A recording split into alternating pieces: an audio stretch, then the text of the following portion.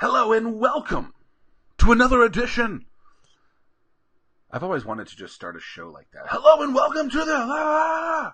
So exciting. What's up, party people? It's your homeboy. That's me, Zack Miller. I want to tell you guys about this guy that I met in, I want to believe, 2013. And his name is Nathan Latka. Now, that is Latka. Quite the difficult spelling of a last name. But I first met Nathan at an event in the Washington, D.C. area, my hometown. And it was a startup weekend that was organized, I believe, by CIT, which is the Center for Innovative Technology, I believe is what the name is. But I was having a conversation that was bridged by a couple of folks at CIT, and I believe by Jennifer, and I believe it connected me with Derek, who then... we all kind of were talking, and it was told that there was going to be this event in DC, Startup Weekend, and I think it was like education based. I can't remember. It doesn't matter. But anyway, at this event is when I met Nathan Latka, and still to this day, he probably is the best performer I've ever seen on a stage. I don't even remember what he presented, and it doesn't matter. Because he was just so skillful. And so a little bit of backstory. So I meet him there. I was one of the mentors. If you've ever been to one of these startup weekend events, it's like a build a company in a weekend. It's very similar to a Start Norfolk, if you ever went to one of those in the past. And what was cool about this event is we get to go around and, you know, the seasoned entrepreneurs and business owners, I use that in quotation marks, get to be the mentors of some of these people and give them their feedback. And so in one of the rooms was Nathan on, I think that's Saturday. So I got to meet him. And I remember he was just very articulate. And he and I grew up in a very, he, I believe, went to Loudoun County. I went to Potomac Falls. I think I'm a little bit older than him. Well, he's 29. So yeah. But what's cool about this whole thing is I started following him. And so at the time, I believe he had not started a business yet, but was pitching this business. And I don't remember what happened with it. It doesn't matter. Fast forward sometime in the future, he decides to start creating Facebook fan pages, which I guess are just Facebook business pages for people that are of interest to people who have pages. So like, I guess it would just be like a page like this. And so he builds these things. But what's important is that instead of just starting to build these things, which is what I think all too often, way too many people do, is he wanted to make sure that these individuals actually were paying for it first, that they weren't just going to, you know, show some sort of interest but never buy it. So he would actually say, hey, I'll build you this Facebook page, but you are going to have to pay me that money first. Entrepreneurship 101 should always be like this. If you can't find a customer before you build something, you probably shouldn't build it. And I definitely live by that. It's something that I think more people need to live by. They need to make sure that they have a customer base. And oftentimes by asking those questions early on, you can start to learn kind of not only who your customer could be, but the vernacular that they speak in and a plethora of different things. Right? And I think something that's so freaking important in all of this is that so many people will instead build this thing, doesn't matter what it is, and they will try to build it. And guess what? Nothing ever positive comes from that. They just build it and hope that it will come. Oftentimes, I've worked with tens of thousands of businesses, maybe even hundreds of thousands of businesses. Oftentimes, what I have found is that they build it and Kevin Costner was wrong.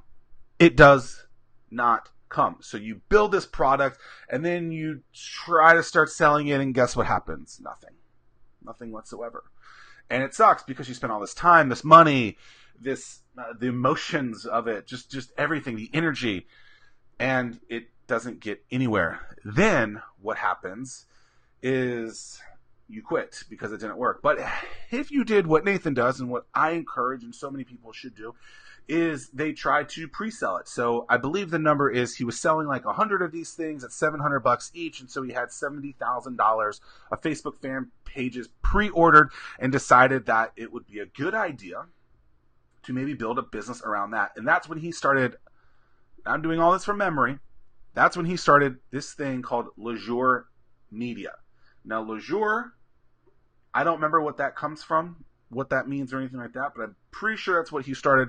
And then at some point, all this, by the way, is going on in his dorm room at Virginia Tech. Now, we all know how much I hate Virginia Tech, but that's pretty impressive that he did this out of his dorm room. I know what I was doing in my dorm room at 20, 19, 18, whatever it was.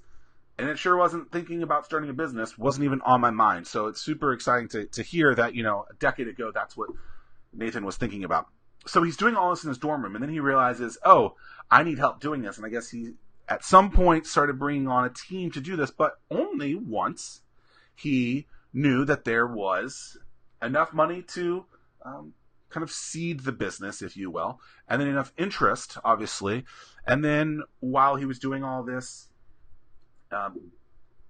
raised some money from billionaires in Blacksburg and did some pretty cool things. All while this, I'm following this. This is like 2012 time frame, by the way. So it's 2019 now, 2012 back then. Duh, you know this. And I try to put on this conference called Drop Anchor. Now, I've recently looked back at it, and I can't remember if he even talked about it on this show or not. But in 2013, I tried putting on this conference called Drop Anchor. It was supposed to be, I'd gone to a conference called Big Omaha the year before, and it was amazing. I was like, oh, I could do something like that in my backyard. So this is 7 years ago that I'm thinking about doing this in the Norfolk, Virginia Beach area. And I'd come off of 2 or 3 really powerful and really strong start Norfolks. And I thought that that conference would just feed off of the already existing network that I had. And what's interesting is, had I used some of Nathan's techniques, I probably would not have gone into the scenario that I did. So, Drop Anchor is a conference on innovation, startup community building, entrepreneurship, all things that I loved, but did a very bad job of communicating. But Nathan was one of the 10 speakers that agreed to come and be on stage at Drop Anchor in 2013. So I met him at this event. We stayed in contact, and I said, hey, you should come and be at this event. Other people that were going to be at the event, Matt Smith, I remember looking, Thor Mueller. I remember looking at the lineup recently because I found it somewhere. I was like, wow, that was incredible. It would have been amazing had I actually had that event. But we're about 2 or 3 weeks before the event, and I needed to sell about 600 tickets to fill the room, to get the excitement up, to break even, to make any kind of money. And we had 30 tickets sold. Now, quickly, I'll tell you that some of the assumptions that I made that were very incorrect were all the people that went to start Norfolk would then become customers over here. Not true. We tripled, maybe even did 6 times the ticket price. It was during the week where other stuff was on the weekend. So a lot of things that were similar, but a lot of things that were so different, so 180 different, that I just made the wrong assumptions. And so I remember it was the day after my birthday, I had decided to cancel the conference. And so I had to email all of the performers and say, hey, although I want you to be at this event, guess what? I got to cancel it because I can't do it. And so I learned a lot from that. And, I haven't done a huge conference like that since, where I wanted 1,000 people to be there. Maybe I'll do another one in 2020. Watch out, people. Would you be interested in going to an event like that? Maybe I can bring Nathan back then to, we'll call it Drop Anchor 2.0, but this time it would work. I also wouldn't call it Drop Anchor 2.0. But so I stay in contact with Nathan, but it's disappointing that I had to cancel this event because Nathan was going to be amazing. He's an amazing performer. He just has this sense of energy, and if you've never seen him perform, you definitely want to look him up. Nathan, it's Nathan Latka. You can Latka. You definitely want to, after watching this, you definitely want to check him out. He's a brilliant guy, very great on stage, great performer. I don't know what his background is. I don't know if he was on stage in high school or anything like that, but he definitely has this sense of owning the stage, and it's very powerful, and you just like he has like a light bulb shining on him at all times because it's just great.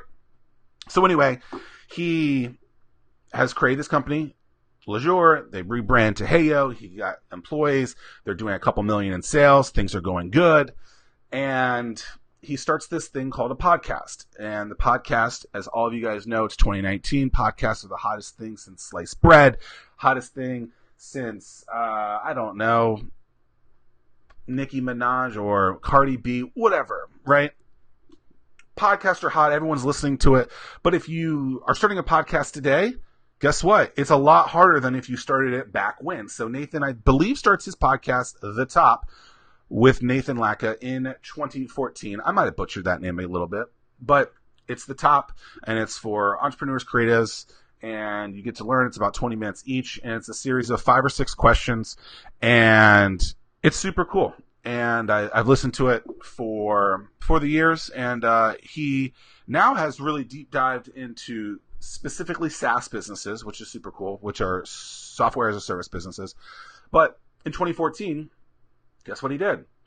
He started something. He wasn't a pioneer in this, but he definitely was more of an early adopter than so many people. And I think that's so important. But a way that he was driving traffic to his podcast and to his business, Heyo, at the time, was through this thing called webinars as well. So he's driving people to the podcast. Hey, listen to me here. Oh, by the way, he would recognize that all these people would be interested in the topics that he was talking about on the podcast. Oh, maybe here's this webinar that might be of value to you. We're going to talk about these 1, 2, 3 things. And then on those 1, 2, 3 things, send them over to the webinar, and then you get them on there for 60 minutes or so. And then at some point you go, hey, I have this product. It's $300. You should probably buy it. And it worked. It was brilliant. And so he's a very good wordsmith. He gets people to his pages, to his podcasts, and to his webinars. And at some point during that, Heyo, and by the way, he documents this entire process, which I think is so important. Documenting is one of the things that allows you to really look back and recognize what you did good, what you did bad, all around everything. And so he's documenting this whole process, not only on the podcast, through his webinars, he's telling stories, he's on Facebook sharing all of this, he's on stages. But then he decides that he gets an offer, I believe, to sell his business. And he documents this entire process and shows the followers how he does it. Something that so many people don't normally see. If you've ever sold a business or been a part of a business that has been sold, you don't really see the process. It's a lot of legal. It's a lot of negotiations back and forth. I've been a part of it in a handful of times. Different projects and different businesses that have been acquired in some form, and it's a lot of phone calls, a lot of negotiation, a lot of back and forth. And so Nathan goes ahead and documents all this process. Super cool that he did that because, again, not many people will do that. So then, what's he going to do next? Right? So he's got this popular podcast. He's got some sponsors on that, making some good money on that, doing speaking gigs, making money on that. Right? But then all this, he decides to be what I believe, as if you're watching this live, is one of the greatest tools ever, is the live platform, Facebook Live, right? Being able to broadcast live to your followers at any time from anywhere, as long as you have bandwidth, is a very powerful opportunity. And Nathan would pull out his phone and resided in Austin, Texas, and decided to go around and find businesses. Remember, he sold his business, so he's got a bigger checkbook now. Decided to find businesses that would be good to invest in. So he walks up to different retail shops, brick and mortars, and he gets to, I believe, a food truck and invests a couple $1,000 in a business, and then basically agrees upon this deal with this lady. I think her name was Ming. And so I believe this video has like millions of views on it. And it really helped propel him to be seen by so many more people. While doing this, pioneer, he's invested in a couple other businesses as well. And it's super rad that if you think about all this, while some people might sit there and say, and I want to make this point very clear, some people would say some of these pieces along the road would have been failures or didn't get to the point where you see it as success. But actually, if you really think about it, each one of these pieces, each one of these movements, each one of these platforms or medias that he's been on has been a stepping stone to get him to that next step. So, to go to a startup weekend, to meet Zack Miller, very, very important, obviously, to start doing the Facebook fan pages, to then start Leisure Media, to then move that to Heyo, to then raise money, to then do podcasts, to then do webinars to get people to buy into Heyo, to then sell that, to then document that, to then go on Facebook Live, which is also Facebook Watch and some of his videos as well, to then, which is one of the more exciting things he's ever done, to then take all that and get a book deal and document that entire process as well. Nathan yesterday launched his, I believe, first book. It's called How to Be a Capitalist Without Any Capital, the 4 rules you must break to get rich. And here it is. I don't read a lot of books. I listen to a lot of books. But I started reading this yesterday, and I'll deep dive into it later as well. But full circle, right? This is why you show up at places. This is why you do a bunch of stuff. Because at some point, and by the way, he's the #1 book on Amazon right now for entrepreneurship. Hopefully he becomes a New York Times bestseller. And a super rad dude, super genuine dude. And if you guys want to check it out, definitely go to, I think it's capitalistbook.com, or just type in Nathan Latka on Amazon, and you will be able to find it. But my point is this, is when you follow people, when you show up to places and you meet people, and then you don't just try to give out your business card, but you try to follow them along for a long time, good things can happen, right? Nathan's met tens of thousands of people, right? I've met tens of thousands of people. You're not going to do business with everyone on that first date. You're not going to do business with people that second date that you meet them, right? Sometimes it's just getting them to sign up for your email and following up with them every once in a while. Sometimes it's about having a podcast that comes out each and every day, and that person can listen and consume. And then when you finally have something to sell that is what you are looking for, they buy. And so I think all too often, you hear me talk about this all the time, where you really have to stop trying to sell people when you first meet them. If you remember, a few weeks ago, I did a talk at Marketers Anonymous where I got on stage and basically sold out the room. It was amazing. They had to bring in more chairs. It was great. I was wearing a jean jacket. It was the most amazing time. But everyone goes around the room. And they go around the room and they say who they are, what they're working on. After the 3rd or 4th person, they all say the same thing. Hi, I'm so-and-so, and I do this, blah, blah, blah, blah, blah, blah, blah, blah, blah, blah, blah, blah, blah, blah, blah. Well, when there's 100 people in the room, what do you hear? Blah, blah, blah, blah, blah, blah, blah. Or you start getting on your phone. Do-do-do-do-do-do-do-do. So you have to do something that stands out and that is different. And guess what? Oftentimes people, when you're that last person, no one's hearing you. When you're anything after the 4th person, no one's hearing you. And so you have to continue to think of ways to stand out and be different. And Nathan has done this so well. But another thing is, when you're at those events, when people are like, what do you do? Don't sell what you do. I'm going to an event on Friday. It's going to be at a barbecue place. You know what I'm going to say? I'm here for the barbecue. Why? Because that will be the memorable thing. There was a kid the other day that got up and said, oh, I draw cat memes. It's brilliant. Everyone else was selling their business. This kid goes, I'm drawing cat memes. Why do you do this? Because everyone else sounds the same. Everyone else blends in. You have to do something that stands out. Eric Olson just did this a couple days ago. And he was telling me recently that he got around and he didn't pitch himself. He made a joke. And guess what? It worked. People came up to him afterwards. Instead of being like, oh, I sell advertising. Or I want to sell you this suit. I want to sell you this other thing. Don't do that. That's what everyone does. So Nathan's new book, How to Be a Capitalist Without Any Capital. #1 book on Amazon, entrepreneurship right now. But if you think about it, he's been building up his clout for the better part of the last decade. And now he can go back and reach out to all those people and be like, hey, at some point,